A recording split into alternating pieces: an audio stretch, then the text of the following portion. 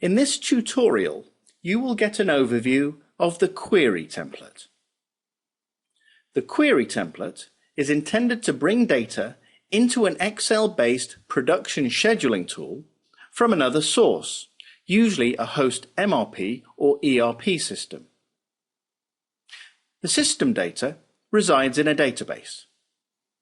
You will connect directly to the database, or more commonly, use a text file format to import the data into Excel. The Excel worksheet that imports the data is called a query sheet. In the query sheet, you will probably want to perform some calculations and then pass the results to other sheets that will perform more calculations.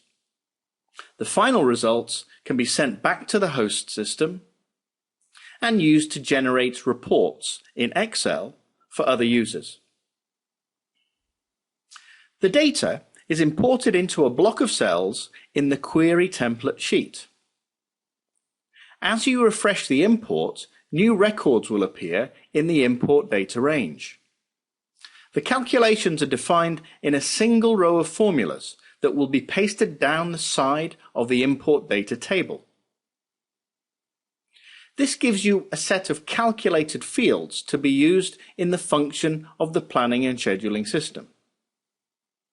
As the import data refreshes with new records, those formulas need to paste down to the end of the data table range. The query template manages the first stage in this process, importing data and performing the first set of calculations. Let's look at the query template in action. The first thing to do is copy the query template worksheet and create a new query sheet that we're going to call orders. This is based on an order book that is generated from an order management system. The text file should be brought into the query template starting in cell A10. Here is the import file in tab delimited text format.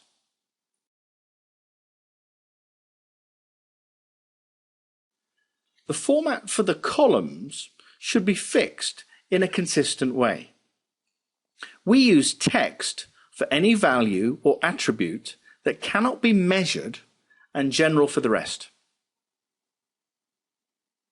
Now, before we import the file, we need to check the data range properties. Be sure to uncheck the box Prompt for file name on refresh.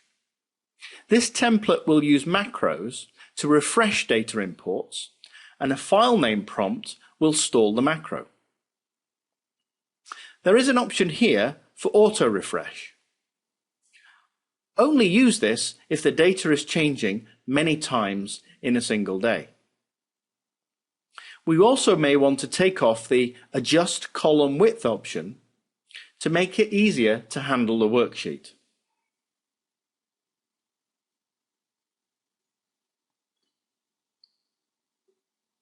We will give this range of headings a different shade to indicate an imported data range. All sheets have a macro to create names and paste down results next to a table of data. You can place your formula in row 8, create the names, and update to paste down the values to every record in the table. The dynamic named ranges ensure that the calculation results range always matches the latest imported data. When you follow the Fast Excel method, you will sometimes want to paste down the values, then sort, and paste down a second set of formula. These formula that I'm typing here look at the sort range, in this case the item code, and return the first and last rows of a continuous range of item codes.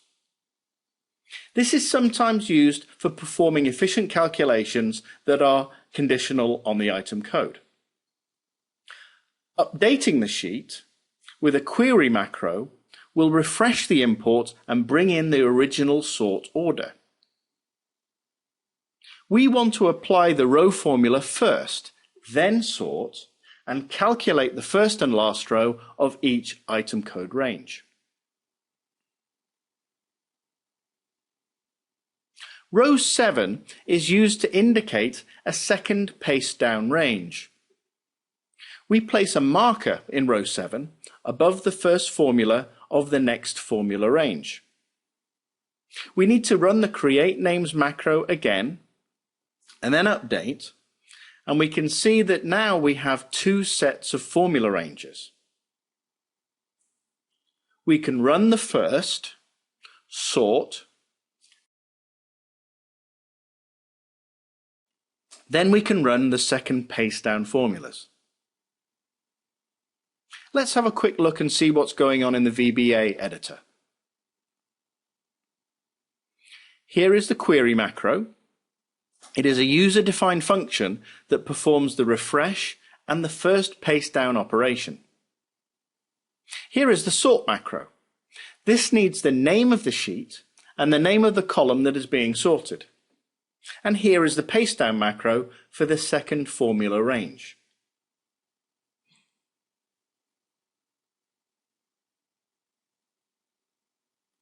We need to create a data range for the sort range by hitting Ctrl D. Then we go inside the Developer tab, look at macros, and find the macro that links all of those three procedures together.